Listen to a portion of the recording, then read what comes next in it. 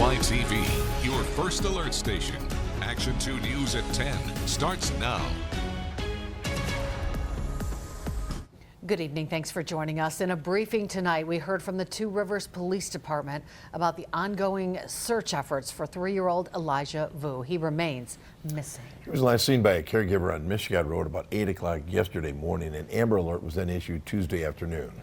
Police say Elijah Vu is 3 feet tall, weighs 45 pounds, brown hair, brown eyes. He was last seen wearing gray pants, red and green dinosaur slippers, possibly might have a red and white blanket with him. He also has a birthmark on his left knee. We begin our team coverage with Jason Zimmerman, who just received an update from police. He's live now in Two Rivers with more on that. Jason. Bill, this was a very quick news conference at Two Rivers City Hall lasting roughly about 7 minutes. While police did not answer any questions, they did confirm that the search for Elijah is active and ongoing. Well, police spent much of the day at this apartment complex on Michigan Road retrieving potential evidence in the area 3-year-old Elijah Vu was last seen. They also went on camera for the first time Wednesday night, assuring the public they haven't given up hope. Our search and rescue teams have been combing through our neighborhoods, parks, wooded areas, and they've been following up on all leads and tips from the public. The city's police chief would not comment on specific details concerning the search effort. He did thank the hundreds of volunteers who've come forward to help, including many from outside the community. I want to take a moment to express our deepest gratitude to everyone who has volunteered their time, resources, and support to assist in the search for Elijah. Your unwavering commitment to the well-being of Elijah and our community is inspiring. Also Wednesday, we heard from Elijah's uncle, Orson Vu, who told us the family is doing everything possible to pull together. We're extremely worried. We're all emotional at the moment, and we don't want to think about the bad stuff that may possibly have happened to him. And we're hopeful. For now, police say the search effort will continue. As we continue our efforts, I want to emphasize the importance of remaining vigilant and proactive.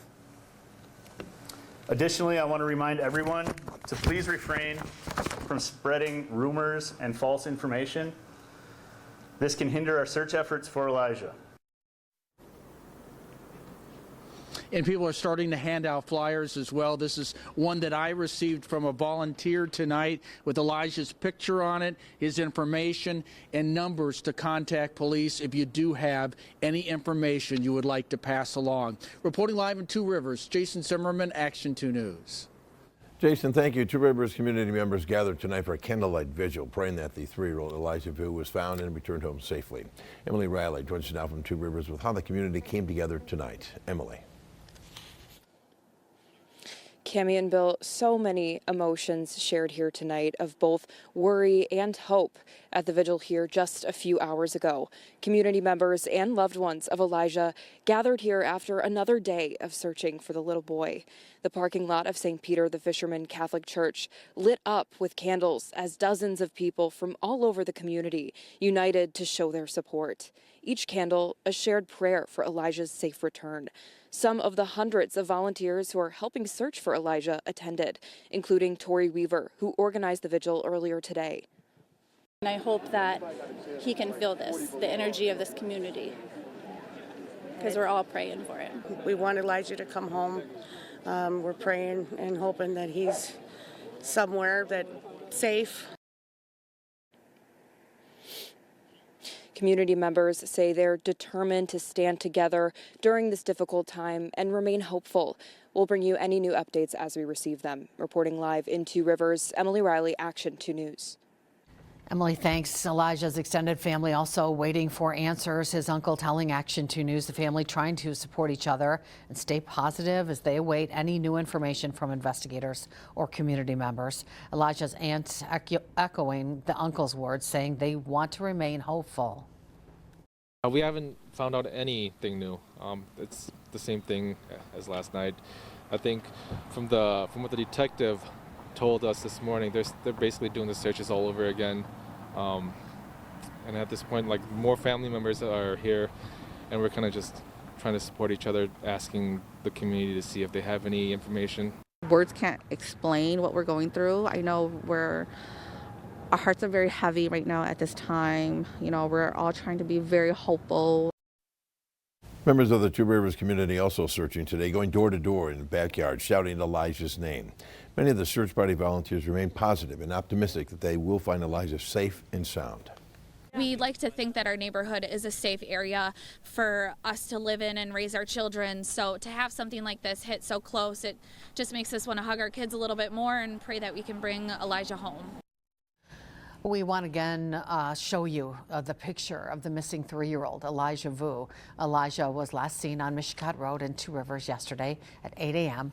He is 3 feet tall, 45 pounds, last seen wearing gray pants and those red and green dinosaur slippers. Possibly would have a red and white blanket with him. He also has a birthmark on his left knee. If you or anyone you know has information that may lead to his whereabouts, please contact the state tip line. That number you see on your screen, 844-267-6648.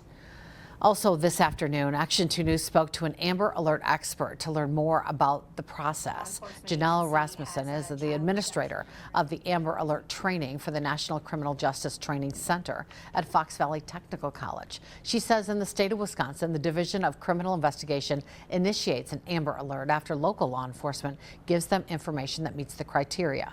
A child must be 17 years old or younger, in life-threatening danger, or be threatened with serious bodily harm. Law enforcement also must have enough descriptive information about the child, the suspect or suspects, and reason to believe the child has been abducted. They're following, criteria, looking at all their investigative tools, and they have information that isn't available to the public when they're making these decisions. So they're doing the best they can, putting the child's safety and their best interests first. The National Criminal Justice Training Center at Fox Valley Tech offers training programs for thousands of law enforcement professionals from around the country. The State Assembly will vote on a bill tomorrow that addresses gaps in Wisconsin's requirements for Amber Alerts. The state Senate passed a legislation yesterday known as the Prince Act. The co-author of the bill says in October of last year, Milwaukee police requested an Amber Alert for a missing 5-year-old Prince McCree and were denied twice. The boy's body was found later in a dumpster. The Prince Act would work like the state's Silver Alert system, which warns the public through cell phone messages and highway billboards about some missing adults. Well, time to talk about weather. Temperatures reach the 50s for some of us today. We could hit those highs again tomorrow. Meteorologist David Ernst has the latest details in tonight's First Alert forecast. David. Cammie, most of us did get into the 50s this afternoon. Skies have been mainly clear through the evening, just some high thin cloud cover, so we've dropped off pretty quickly, and in most cases these numbers are a little cooler than last night at this time. Low 30s into the middle 30s, and we will see those numbers continue to drop with a relatively light wind. We could also have a little bit of fog settling in, but nothing too widespread. It's quiet on First Alert Viper Max. We have thicker cloud cover to the south of the Fox Valley, even a few rain showers across far southern Wisconsin, but we won't see any of that wet weather here just yet. As far as your Thursday goes, we could see some patchy fog in the morning. Outside of that, skies will be turning mostly sunny for the afternoon. Another warm day, but a big cool down on the way as we close out the work week. We'll have more on that coming up. Thanks, David. We are now getting to hear and see the video and the comments in question that led to Green Bay's school superintendent to resign last weekend. Dr. Claude Tiller Jr., in his own words, talk show radio show host in Atlanta while on a recruiting trip. Brittany Schmidt brings us more context to the statements made. The Green Bay Area Public School District released Dr. Claude Tiller Jr.'s interview to us in its entirety, unredacted. It's nearly 2 hours long. My cabinet has been excellent. They have been on board. My deputy superintendent, my associate superintendent, they have been on board with my mission and vision statement of moving scores, moving test scores, getting the SEL in the buildings, make sure we're giving all the students that they need in order to progress forward. During the interview, Tiller said positive things about the district, but there are some comments that were under review by the Board of Education. One of the clips, just a few minutes in, the host and Tiller talk about where he's from, Michigan, and where he is now in Wisconsin. You are from Detroit. Yes, I am. Listen, it don't get much blacker than Detroit. Ooh, Chocolate City. Chocolate City.